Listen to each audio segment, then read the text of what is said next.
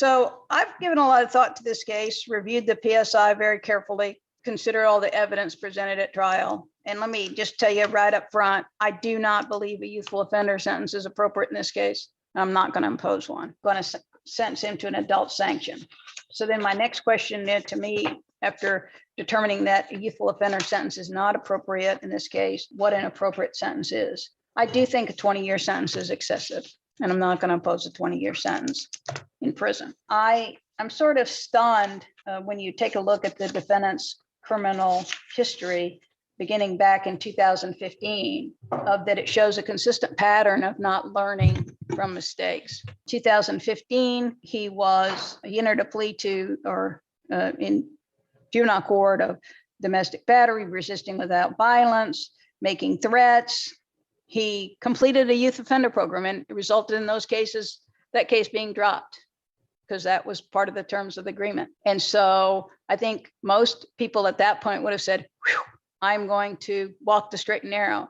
And Mr. Jackson, I watched the music videos, and I have to say that I'm appalled at the content of them, at the direction.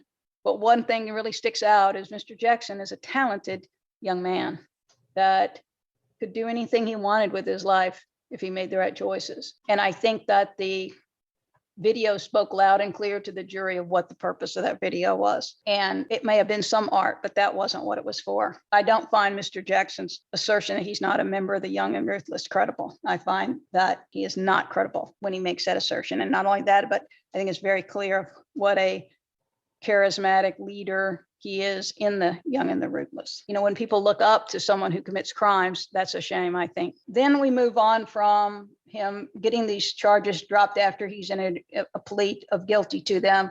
There's carrying a concealed firearm also in 2015. He's sentenced to probation. There's a carrying concealed firearm and a resisting an officer without violence. And so he is, for the carrying concealed firearm, he's withhold adjudication of delinquency. He's placed on probation. He's given another shot, another chance. There's a violation of that probation later in 2015. He doesn't make it very long indeed before there's a violation of that probation. 2015 CJ 4515, he enters a plea of guilty to burglary of an unoccupied dwelling.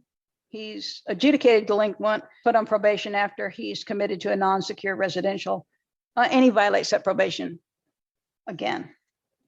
He violates his probation when given an opportunity. In a 2016 case, another burglary of a structure or conveyance, resisting without violence was null prost, and loitering and prowling was null prost. In that case, he's put on probation, and he violates it again, another violation of the probation. And then we have possession of a firearm by adjudicated delinquent, in which he pleads guilty. He's just sentenced to jail. So I see a consistent pattern violating the law. He's driving with no valid driver's license. And while that may be considered minor, one might think that driving without no valid driver's license is minor. The fact is that it's just another incident of him not complying with the law. In fact, there's two incidences of no valid driver's license. There was one in 2018 and another in 2019. And again, it's while it's not a serious crime, it's just another indication of Mr. Jackson's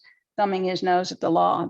My concern is that this is now the third firearms offense for which you've been held responsible. It just seems that your intent on, rather than becoming that successful artist that you could be with all the potential in the world you have, of just making the decision that you would be rather associated with a criminal gang and make videos that promote or in furtherance of the criminal gang.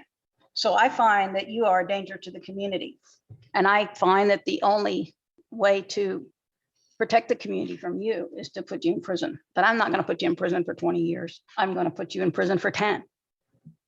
So I'm going to adjudicate you guilty, sentence you to 10 years in the Florida Department of Corrections, to be followed by 5 years of probation. And during that period of probation, you'll not associate with any criminal gang members. You are going to complete the Authentic Manhood program. I'll give you credit for 739 days. Court cost in the amount of, tell you what, I'm going to waive your court cost.